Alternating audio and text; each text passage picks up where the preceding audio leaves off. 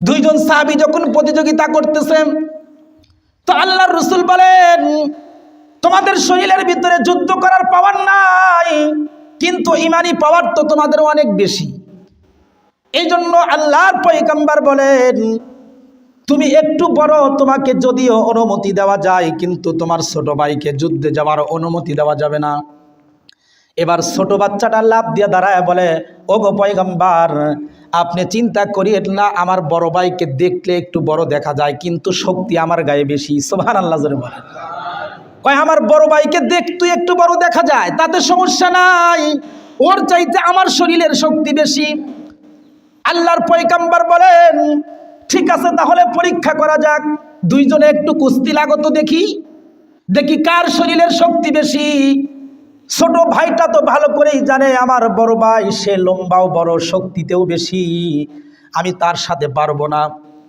দুইজনে কুস্তি করতে করতে বড় ভাইটা যখন ছোট ভাইটাকে নিচে ফেলা দিছে, এবার ছোট ভাইটা একটা সুযোগ পাওয়া গেছে, বড় ভাইরে আরো জড়ায়া ধইরা মাথাটা মুখের কাছে নিয়ে কানের ভিতরে মুখটা ঢুকাইয়া দিয়া বলে, বড় ভাই, দুইজনে দুনিয়াতে আসছি, আসার পরে খেলাধুলা করছি একসঙ্গে, খানা খাইছি একসঙ্গে, বিছানায় ঘুমাইছি একসঙ্গে, আল্লাহর পয়গম্বরের পিছনে নামাজ আদায় করছি একসঙ্গে, তুমি আমার চাইতে একটু বড়, তাই বলে কি তুমি যুদ্ধের ময়দানে গিয়া শহীদ হইয়া আমার আগেই জান্নাতে যাইবা, আমারে বুঝি নিয়া যাইবা না?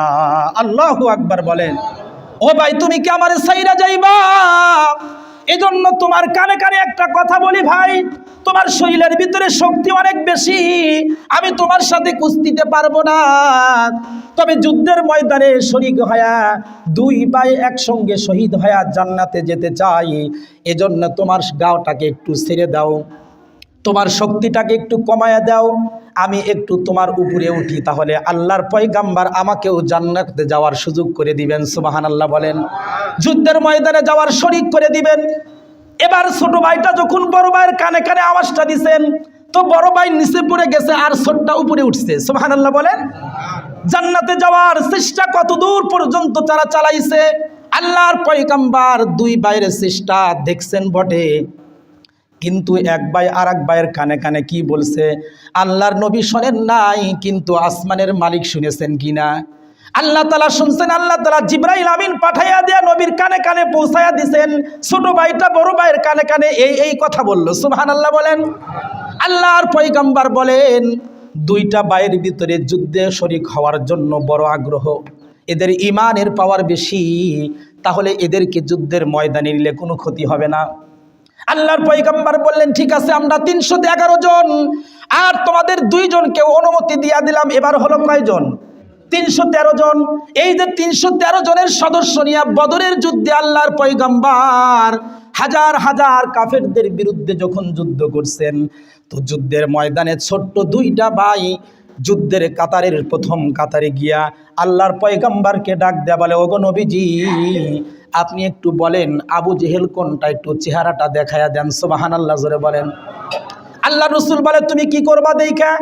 বলে, আমরা শুনেছি আবু জেহেল নাকি আল্লাহর পয়গম্বরের সবচাইতে বড় দুশমন, সবচাইতে বড় শত্রু, এজন্য আমরা চাই নিজের হাতে আমরা আবু জেহেলকে কতল করব, আমরা দুনিয়া থেকে উৎখাত করে দিব। সুবহানাল্লাহ জোরে বলেন।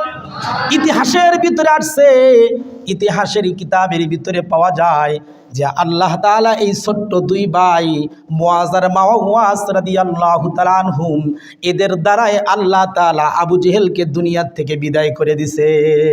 সুবহানাল্লাহ। ছোট্ট দুইটা বাচ্চার ভিতরে দিন মানার আর দিন বোঝার কত আগ্রহ ছিল যে বড়রা সামনে আগায়া যাচ্ছে, আমরা পিছনে থাকবো, এটা হতেই পারে না।